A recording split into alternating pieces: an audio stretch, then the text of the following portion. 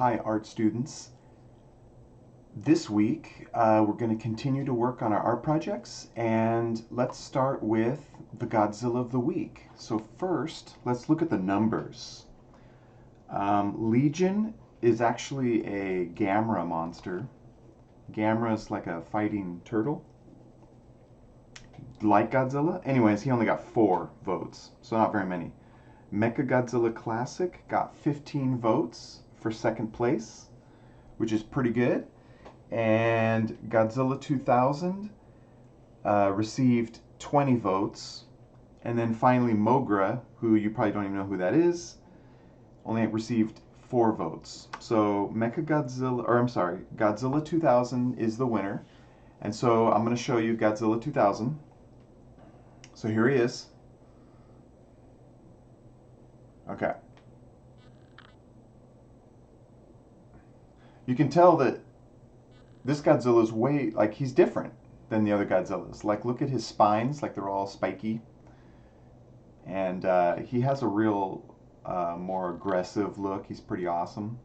This particular model, this white is actually glow-in-the-dark plastic. He came molded in this white, so I painted all the green but left the white, so that all the white parts, like his teeth and his claws and his spines, they actually glow in the dark. He's pretty cool. So this is Godzilla 2000. He's from the movie Godzilla 2000, which was a new movie back at the time, but now that's like 20 years old. So he's pretty rad.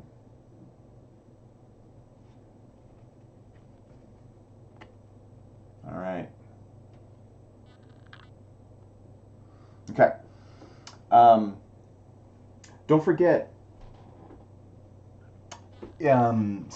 most of you are finished with your first project. So 4th grade is finished with their Rubik's Cubes, and 5th grade is finished with their Perspective VCS, and 6th grade should be finished with their Perspective City. So don't forget, you need to turn in your homework. You can bring it to school during your pod time. So during pod time, you'll actually bring your artwork to school, and in your home classroom for pod time, there should be a big art folder. There's a big art folder, and normally I put supplies in there. So you take your artwork and you put it in there in the folder.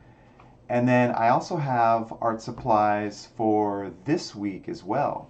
So for 4th grade, you'll get a packet of Campbell soup stuff. So there'll be like a page of Campbell soup cans, and there'll be kind of like a not cardboard, but cardstock paper that you can cut out a can. So there'll be a little packet. And then for 5th grade, you picked it up last week, but if you missed it last week, there's also a packet. So it's like a Starbucks packet. And there'll be like 3 pages of Starbucks Doodle ideas, and there's some pages. And then 5th grade also gets a Sharpie, like a ultra fine point. And then for 6th grade this week, you're going to get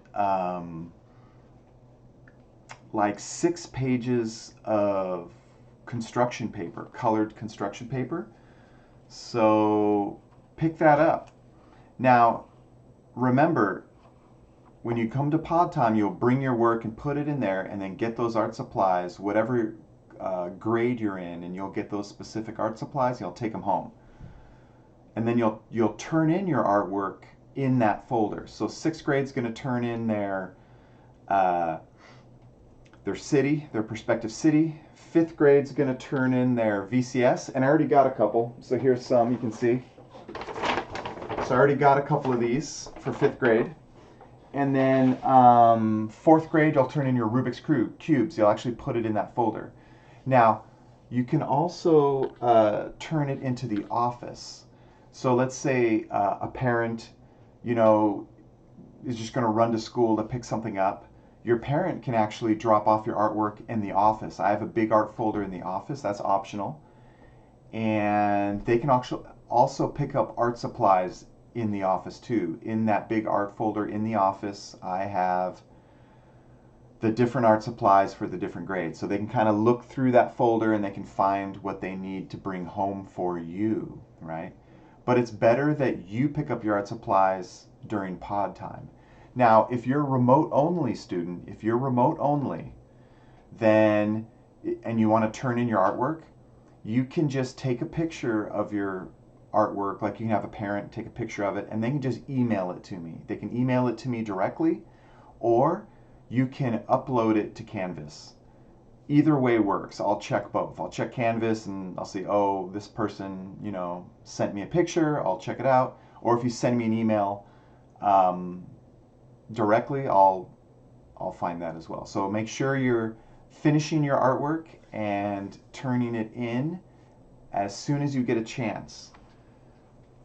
Okay, so don't procrastinate. Make sure you get that stuff finished and turned in to me. If for some reason it's a week late, that's okay, but you don't want to get too far behind, because I understand that like I upload this video on, I think everyone starts on Tuesday, but like if your pod time is on Monday, which I don't think it is. So, but anyways, if you did miss your, if you missed your chance to turn it in, you can just turn it in next week, right? Or get your art supplies. So that's fine. So make sure I get those projects, pick up your art supplies, and if for some reason you can't come to school, for some reason you can't come to school, then just try to find art supplies at home. So maybe you have colored, if you're in 6th grade, you need construction paper. Maybe you have some construction paper at home. Maybe you need a Sharpie for 5th grade. Maybe you just have a Sharpie at home. You can find it, or maybe you can talk your parents into just getting one.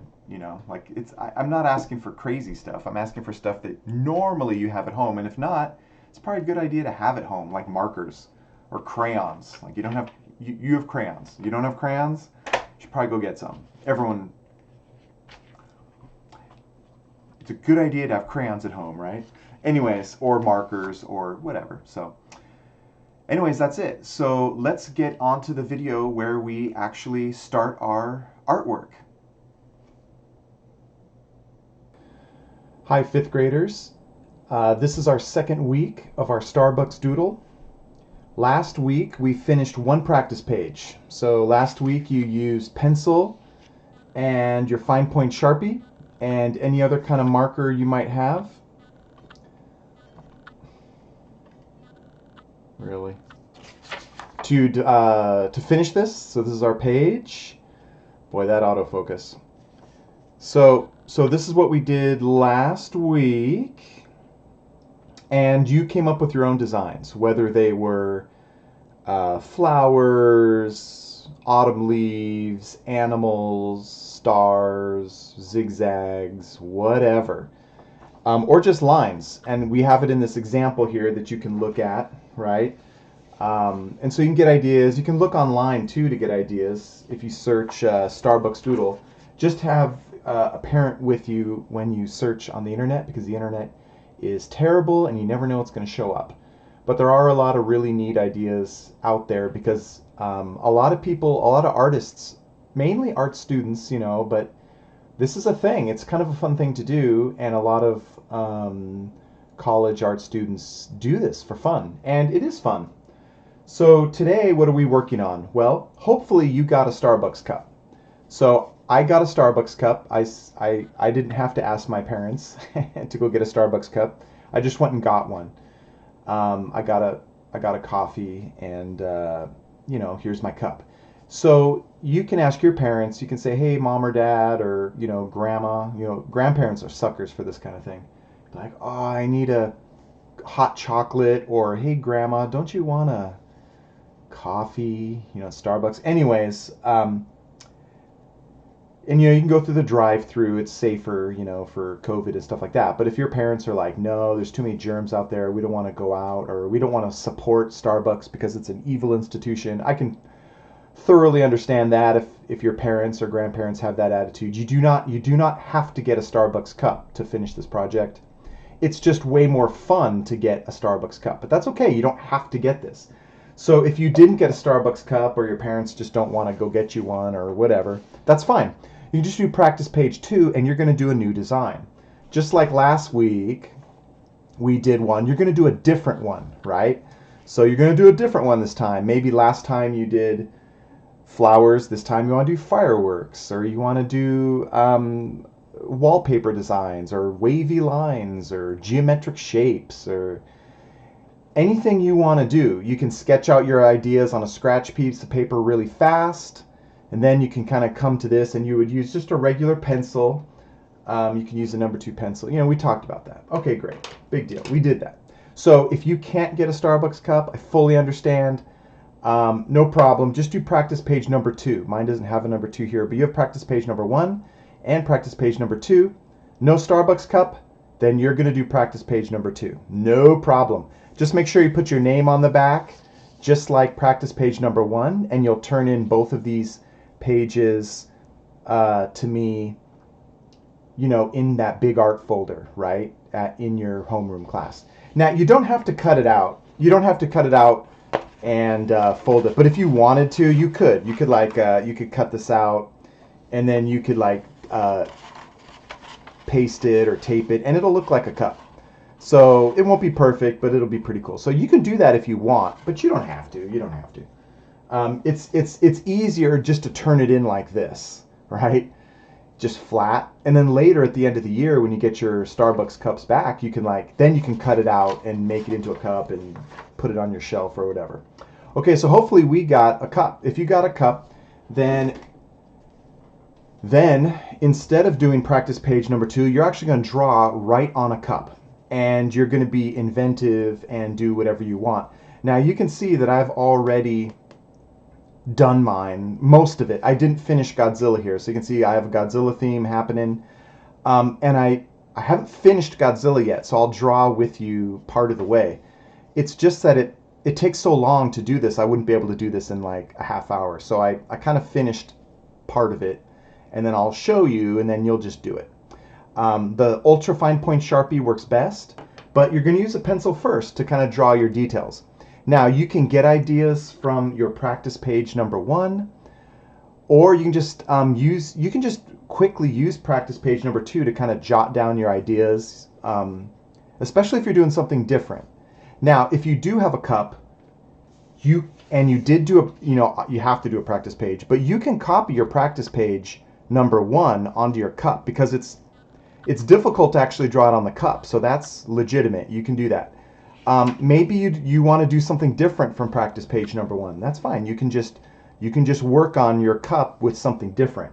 But if you are going to do something different, I do highly recommend that you just kind of quickly sketch out your idea on the second. It doesn't have to be finished, because if you're going to use a cup, you're going to finish it on your cup. But you can use this to kind of place your elements. Sometimes you think, oh, I'm fine. I'm just going to go right to the finished, canvas, which is the cup. No, you'd be surprised at how many mistakes you can make. So it's good to sketch. I'm always sketching my ideas before I get to the final project. Anyways, you're going to use your cup, and you're going to draw it first. You're going to draw lightly.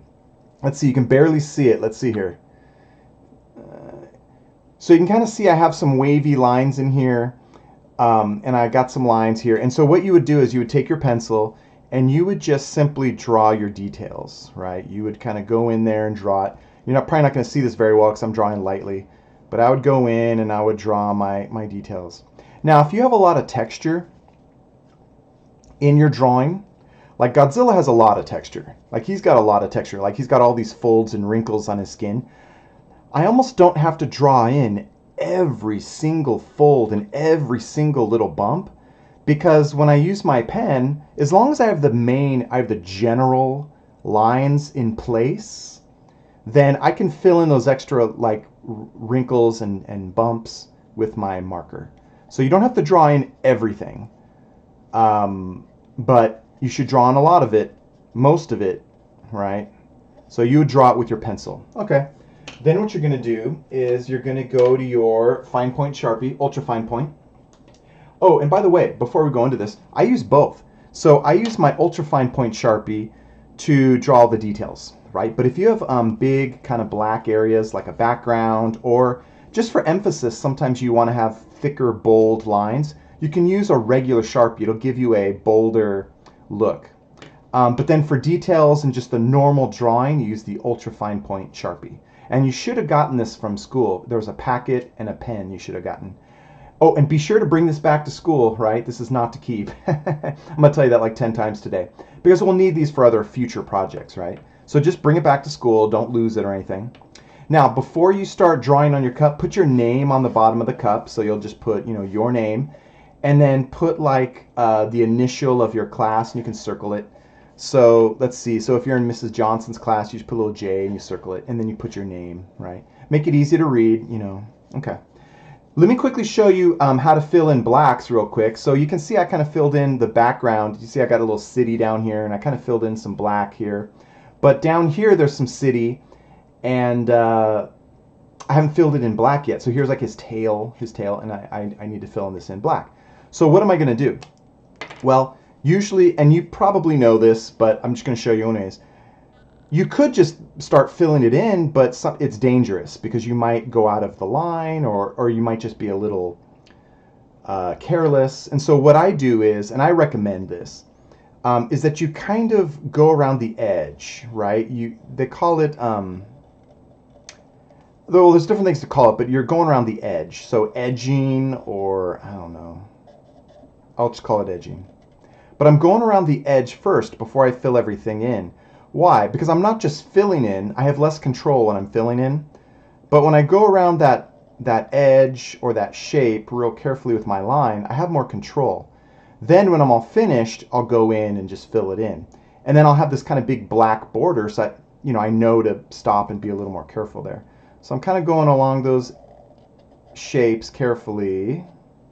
Oh, and I got a little bit over here. Okay. And then let's see, just make sure I don't autofocus too much. I'm gonna kind of go along the tail. Sometimes, let me see, I'll show you. Sometimes I don't go all the way to the line. I leave a little bit of a white mark along the edge. Let's see if you can see it. Well, I'll fill it in first. Fill it in. So then I can fill it in, right? So I edged it, and then I just fill in those spaces carefully. And it's just a little safer. I do this all the time. In fact, everyone who does ink work like this, they usually do that, especially when you got like fine detail, But let's see if I can do this without blurring it. Notice how I didn't go all the way to the edge of his tail. Like I kind of left a little bit of white. I left a little bit of white there. And so, do you have to do that? No, but it looks cool. It kind of adds a little bit of detail. Here you can see I got this like flame around the Starbucks logo. But the black doesn't touch. I mean, sometimes it does on accident, but I tried to kind of keep a little bit of a little extra white space between the black background and the flame. And it kind of creates an outline. Here you can kind of see it. Let's see here. Like on this thing. That's a little blurry there. But it looks cool. So, I mean, that's something you can do. If you just go straight up to the ink line, that's fine. The reason why that looks nice is because you can see the quality of that ink line, right? But like if you go black all the way up to that line, it's just, you don't see it. Some people like it, some people don't like it. Here you can see on Godzilla, let's see here, his head. Like I didn't go all the way and touch his head. Like I left a little bit of white spot, and here's his spines. Like I kind of got close, but not perfectly there. And that looks cool. I mean, it's a technique. You don't have to do it that way, but it looks good. Here you can see on his body, I left a little bit of white there. People like it. If you don't like it, you don't have to do it. Okay, now it's time for the detail. So I already drew my lines lightly and carefully. That's step one. Then you're just going to go and trace stuff. And, it's kind of hard to draw on a cup. So just be careful. Take your time. Don't rush it, right? Don't be in such a hurry. And you're just going to go in and you're going to trace your lines. And if you have texture, you can also invent some of that texture because you maybe didn't draw in every little detail. So I'm going to go in there. I'm going to work on these spines first, and I'm going to draw some detail. Detail looks nice. More detail, the better. Don't be lazy.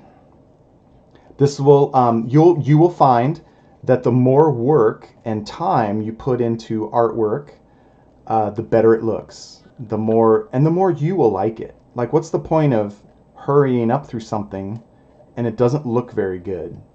You want to spend a lot of time working carefully. And if you mess up, here's another secret of art. If you mess up on a line and it looks bad, but you have a lot of other texture lines, you don't even notice it. So you can kind of like, there's so many lines and so many textures that if you screw up on some lines, like no one sees it because there's so many lines. Like right now I don't have any lines on my Godzilla, so if I make a mistake on a line, it's going to look bad. But if I have lots and lots of detail all over this Godzilla, you won't notice my mess ups. That's a secret. That's an art secret for illustrators. And they do it all the time. Usually when you start a project and you draw and you mess up, all you can do is focus on that mistake. And you're like, oh man, I messed up. This looks terrible. And you get discouraged. But don't get discouraged. Keep drawing and adding all your lines. And then when you have a lot of lines and a lot of textures and a lot of details, you don't even notice the mistakes. So that's something to remember. I mean, you don't want to make mistakes on purpose, but don't freak out if you make some mistakes. Okay, so I kind of did his spines. Now I'm going to go in and I'm going to add some detail on his, neck. Okay, let's see here. The question is, am I going to finish this? Maybe. Let's see. On the front of his body, the texture kind of goes a different direction, which is kind of nice. Okay.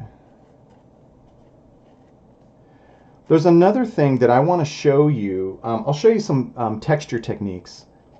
And you don't have to do them exactly the way I'm going to show you.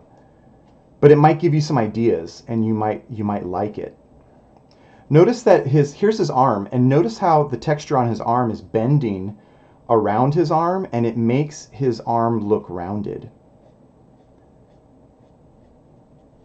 And his fingers, I kind of bend them a little, and it looks rounded. That's a technique. It kind of creates a volumetric look. You're like, what? Yeah, whatever, that word. It looks rounded. Looks three-dimensional. Okay, so I'm just drawing my lines. See, the nice thing about Godzilla is even though he's like a dinosaur monster, he has a lot of organic texture. And so that makes it real easy to add a lot of detail in lines. And it looks really good. And they don't all have to be perfect because they are kind of organic, meaning organic means they're kind of random and they're kind of all over the place. And they don't have to be exact. Here I'm going around his leg. Notice that it's rounded like a leg. Like Godzilla's got like big sumo wrestler legs. He's kind of awesome because he's huge. But I'm kind of going. This is these are sometimes they call these contour lines. Contour lines. Okay. Okay, so I'm adding these. But right now, I'm putting in these lines, and then I'm going to show you. I'm going to make some lines thicker and thin, and then and I'll add some hatching, and it might look good. But I guess I'm going to get back to my talk about. I was going to mention. Oh boy, now I forgot. What was it? I was talking about lines. Hatching, contour. Now it'll come back to me. Oh, now I remember. Sorry. Like, Mr. Smith, why did you forget? Notice his tail. So see again, his tail's like a cylinder, right? It's like a cylinder. And so I just don't do straight lines straight down. That would be too flat, like an Egyptian, hieroglyphic, right? Or whatever. His tail is rounded, kind of like a cylinder, and so these lines, they wrap around his tail, and they look really neat. Okay, so what I was going to say, though, is Godzilla has a lot of organic texture, and if you pick something that has like a lot of organic texture, like a tree. Remember in 4th grade, we did those big trees, and they had all the wood grain, and it was organic, and we just draw those lines. Yeah, and so you can kind of make some interesting lines, and some are thick, some are thin, and they look different, and they look really interesting. Organic texture is really good for lots of detail and texture, and it looks great. Or like leaves. If I draw a bunch of leaves, I can draw a lot of texture on those leaves or flowers, because those are obviously those are organic things or items, right? What else is organic? Like fur, and so if you draw animals, you can have a lot of maybe fur. Or if you do like a lizard, it can have a lot of scales. And you can draw a lot of different kind of scales, like on a lizard or a, I don't know, some kind of creature. So think about that, and that's a potential for a lot of detail that's easy to do, but it looks really good, right? So keep that in mind. Think of organic shapes and textures: leaves, flowers, animals, animals with fur or scales or stuff like that, and it'll look really interesting. Okay, anyways, let's see if I've drawn everything. I've drawn my Godzilla, and he looks pretty good. Um, Now let's talk about extra details I can do. One thing I can do is, and all the lines look the same, right? He kind of looks very much the same. It's okay. I mean, it looks good, but he looks the same, and I want to make his drawing more dynamic. And so how can I do that? Dynamic means exciting, right? And I think I talked about that last week too. I can have thick and thin lines. That always makes things more interesting. I can have thick and thin lines. And I can also do like, let me see if it's hard to see here. I got this little cross hatching here, and it kind of creates a weight or almost like a shadow effect on those scales or bumps or wrinkles or whatever those things are on his face, right? So first, I'm going to make some of the lines thicker. Now, his body gets confusing with all these texture lines, right? And I want it to be easy to understand, like where his arm is. Like you can kind of see it here. You can kind of see where his leg is. Here's his leg, like, right?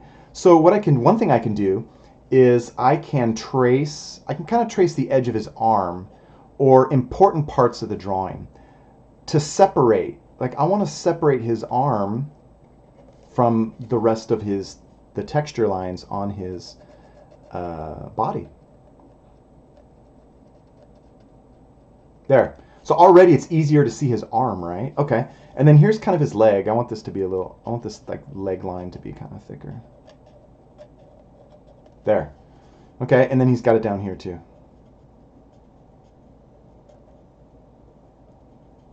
Okay. Okay, that's pretty good, right? So already you can kind of tell where those parts are, and that looks pretty good. Let's see, his face. I kind of like his face, but I'm going to make his eyebrow a little darker. Okay. Yeah, okay. Now another thing I can do is I can make some of these lines thick and thin. So like what I can do is I can double them up. So here's a line, but I can kind of go my fine point Sharpie over that line again. See how it looks thicker?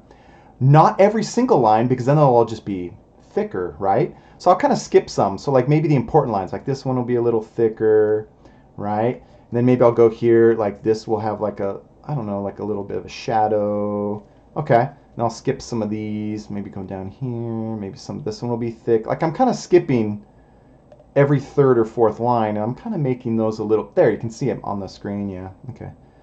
Let's see, this one's going to be a little thicker. It's better if it's here, because that will look like a shadow. Okay, and I'm going to kind of make this one thicker. Okay. Okay, not bad. Let's see, I want to add some more. I'm going to add some down here.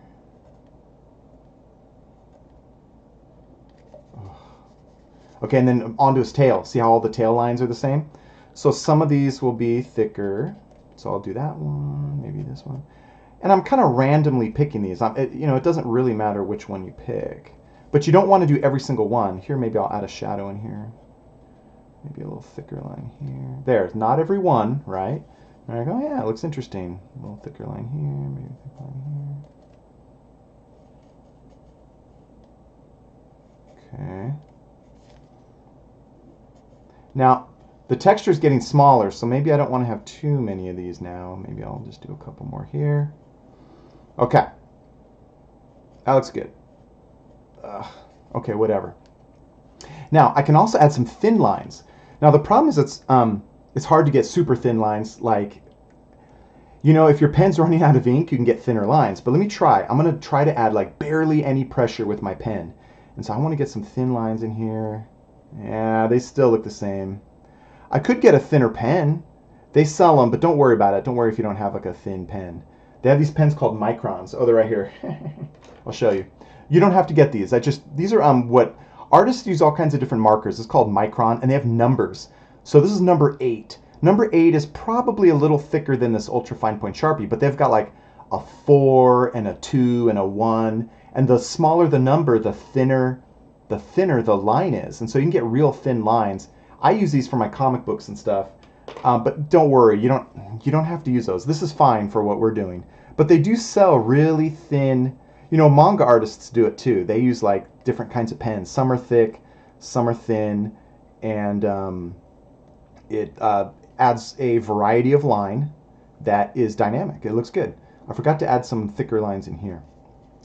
Okay, but anyways, I'm going to add some thinner lines. Let's see here. Let's see. Kind of add some more lines. They're organic. That means they kind of, you want, it's good to have lines follow the shape or the form of your drawing. So like, here's his leg, right? And so they kind of go around his leg. Like they're not just going to go straight down necessarily. They're going to kind of follow the leg, and then like here on his arm, they're going to like follow, they're going to kind of go around his arm a little. And so these texture lines, they follow the shape of your object. So keep that in mind. That can help you make it look interesting and, as I say, natural, I guess. Okay, so I got some more lines in here. Then I finally want to add some, and I'm doodling, right? I mean, that's what this is all about. It's nice to pick subject matter that has a lot of texture like this. Like I said, organic shapes, leaves, flowers, fur, animals, scales, like a gecko or something. I don't know.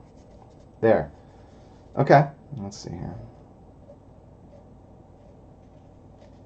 I can't get my line any thinner. I'm trying to go super light with my marker, and all the lines are the same. It's because this is a brand new ultra fine point Sharpie, and so like the ink is totally flowing easily, and it's hard to get. I would have to get a thinner marker, but that's okay. It looks good. It's fine. Looks great. Okay, so now I got a lot of lines on this Godzilla. Now I want to add some cross-hatching, so let's see if I can show it to you. I did it right here. It looks pretty neat. You don't have to do this, by the way. It's just, give it a try. Cross-hatching, it creates like a weight. Like it almost looks like a shadow. Like when you look at it really close, it just looks like lines. You know, like it seems kind of artificial. Like, it seems kind of artificial. But then when you look at it far away, it kind of creates like a shadow effect. And your brain doesn't really say, oh, those are just lines. Like your brain just says, oh, that's a drawing. Oh, those lines must be a shadow. And it looks good. So I'll just show you. So let's see. Let me see if I can get close here without blowing up the autofocus. Okay, that looks okay. So let's see. I'm going to just add some of these. These again, and they're just like little dots on a line, and they look good. They look good for like an alligator texture or a Godzilla texture, right? But these might look good for, like I said, they look good for shadows. These look good for leaves and flowers and, like, you know, things like that. So these add a little bit of texture, and then you can also blend lines too. Let's see if I can show you. Well, okay. See this line right here? See how it just kind of stops there? Well, what I can do is, a trick is, if I use that little hatching, those little dashed lines, I can go. It kind of looks like it's, here, I'll do it over here too. It looks like it's fading.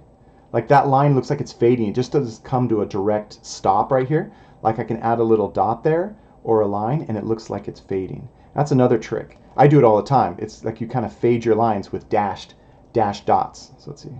Like here's one. It's hard to see. It's probably all blurry.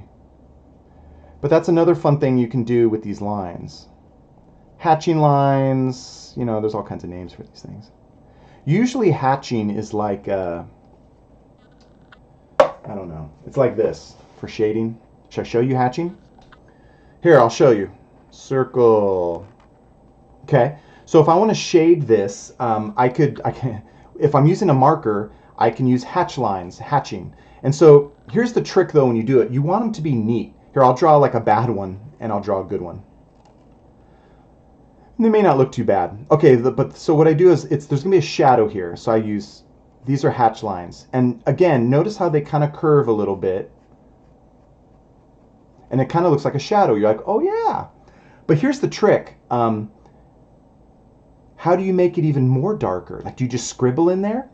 You could, but it won't look good. So here's the trick. Here's the hatching trick. You're like, oh my gosh, Mr. Smith. I know this is extra knowledge. There's a lot of different ways how to do hatching, but here's a good way.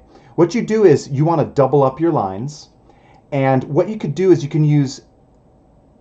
you want the lines to cross, but you don't want to do too many. So what you do is you start with every line and you draw another line at a different angle. So watch, I'm going to start right here. This line, and I'm going to go diagonal. And then I'm going to go like the second line, which is here. I'm going to go, here's another. And then this, let's see, third one here. Fourth one here. The problem is now I'm running out of room, so I'm going to just go over here. So I'm going to go like here. Well, I'm skipping some. Let's see, here. And they kind of cross. It's hard because this is a round. Now, it looks like I could add a couple more. Like I'm going to add another line here. Okay. And then if I wanted to do it again, oh boy. You just don't want to add too many lines. Like you can start, so I can start on this line. It's kind of hard to show you. But you don't want to add too many. So like, oh yeah, that looks shady, right? It looks like shadow. But you want to have a distinction between like, there's not as many lines here, so it doesn't look as dark. And then here, there's more lines. Let me see what scribbling looks like. I can't mess it up. It's because I've done this too much. So I naturally, but anyways, it's a little, this actually doesn't look too bad. But remember, the trick is I went at a different angle and I didn't add too many different lines. It actually looks pretty good. Let's look at a box.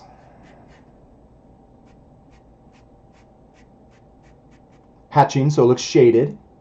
This will look better because it's not rounded. This was rounded, so it's harder to do. So again, I kind of start on every line. So here's another line, the second line, diagonal, second line, diagonal, third or fourth line. And I kind of start on each line.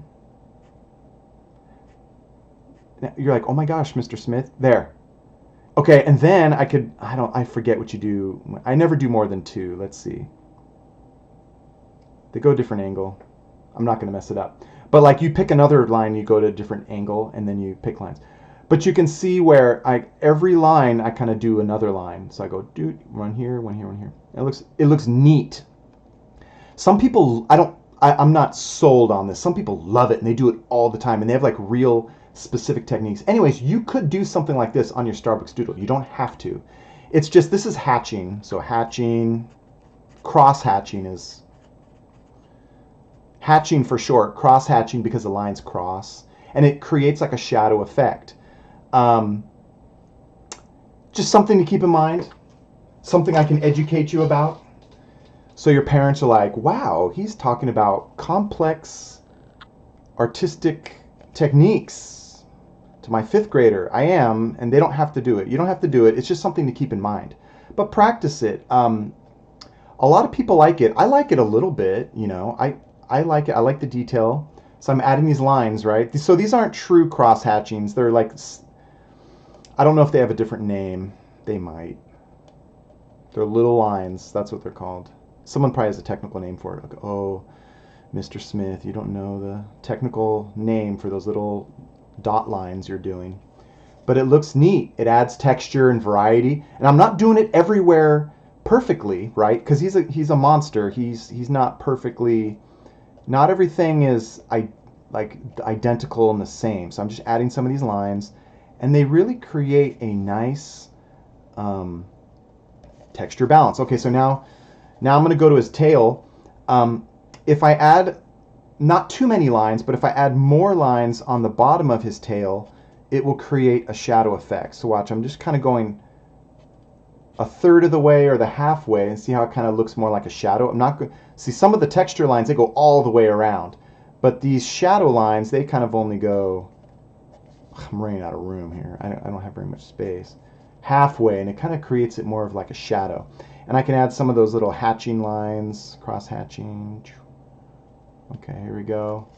But that's it. I mean, that's what you can do. You can do any subject matter you like. I just did Godzilla because I like Godzilla. And I like Godzilla because he was a good opportunity for detail and texture. Let's see, here's my buildings. Again, I just draw a lot of lines for windows, and they look pretty good. They're a little slightly messy, but they're also kind of small. Here you can see around the decaf options, like I did like a Godzilla spine or like a little explosion thing, just for fun. You don't necessarily want to color over these or marker over these things. Like, keep them part of your design. Maybe you have some kind of fancy outline you can do around them, or you can maybe check mark if you want milk or something. I don't know. But anyways, that's it. I could add more detail. Let's see. I can add more detail to this, but I don't think I have to show you. You could do dots too. Dots might look good. Like I can just kind of, and they call that pointillism. And a lot of people do shading with that too. Oh gosh, am I going to show this to you? Yeah, here we go. You're like, okay, so here's a circle. I'll do a small one because it'll take forever. So instead of using cross-hatching, they use dots. So what you do is you use some dots for like a light gray. So that, like, you know, and then when you want to get darker, you use more dots. So like in the middle area, I'm going to use more dots here. Okay. And then when it's the darkest, you use a lot of dots. Some people love this too. These are techniques for pen and ink. Let's see. I didn't think I was going to talk about this until I started. Let's see here. So I thought about it. There. Let me see if I can show you that. So see how there's a lot of dots down here, so it's darker, and then there's less dots here, and it doesn't. It looks like a gray, like a shadow, but it's not as dark as this part. And so that's a lot of fun. And you see, it wasn't that hard to do. Like that could be like the center of a sunflower, right? I could draw my sunflower or a daisy or whatever, and I could draw, you know, a lot of dots here, and that's pointillism. And I can get like darker here because it's more in shadow, and then less dots over here because it's not as there. See, so if you are interested in these techniques, go for it, because they will really make your Starbucks doodle really like elaborate, and it's fun to do once you get the hang of it. If you're worried about like cross hatching or pointillism for shading, like practice on a scrap piece of paper, like do some circles and try this. If it's too difficult, don't worry about it, or maybe just do the dots. The dots aren't too hard. Anybody can do that. And it doesn't take that long to do. It takes some time. But as you can tell, it looks great. And it's a fun way to do shading, just with dots and lines. And then when I move this away, it's probably going to blur. Let's see. It will become, it kind of looks like a shadow. So from a distance, your mind puts it together like, oh, those aren't dots. That's just a shadow. So those are different techniques that you can use. You do not have to. It is an option, and it'll look great. So you're going to finish this cup. Don't forget to turn in your artwork. So let's see.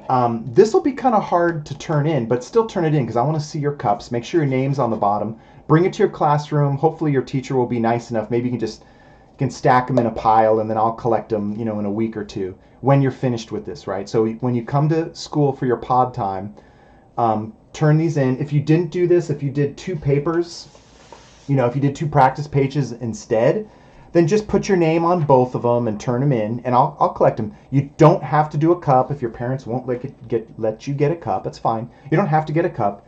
Just you know, let them watch this video and be like, wow, look at how much fun Mr. Smith had. Doesn't that look like fun? But I understand, parents, if you're like, I'm not going to Starbucks. It's fine. I totally understand. You can your child can use the paper, right? But anyways, so turn this in, bring it to your class during pod time. If you're remote only, take pictures of it. So if you're remote only and you're like, well, I don't come to school, Mr. Smith, that's fine. Have your parent take a picture of your project and just email it to me or upload it to Canvas. Or if your parent wants to, they can just go to the office. Like, they don't have to go into your classroom. If they're going to school to pick up other stuff, like maybe some other education material, then in the office there's a big art folder too.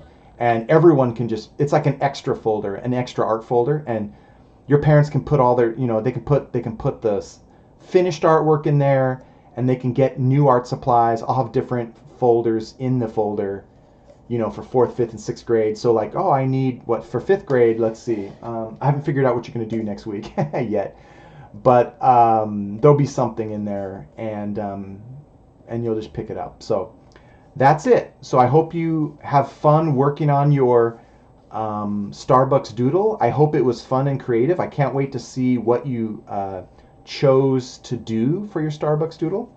And have fun. Remember, take your time, draw carefully, try some of those techniques I showed you. You'd be surprised at how much fun it can be and how good they look when you give it a try. But it's up to you. I leave it up to you to develop your ideas. So have fun, and I'll see you next time. Bye, guys.